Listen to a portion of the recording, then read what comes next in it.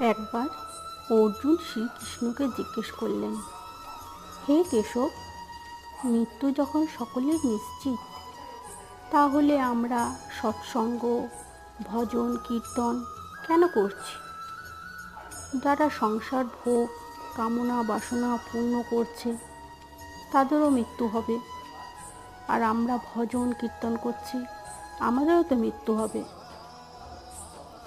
তার এই কথা শুনে শ্রীকৃষ্ণ বললেন, হে পার্থ, বিড়াল যখন ইঁদুর ধরে তখন দাঁত দিয়ে কামড়ে তাকে বধ করে, ভজন করে, কিন্তু সেই দাঁত দিয়ে যখন নিজের বাচ্চাদের এক স্থান থেকে অন্য স্থান কামড়ে নিয়ে যায়, সে কামড়ানোর মধ্যে থাকে স্নেহের পরশ, মমতা, ভালোবাসা। সেই একই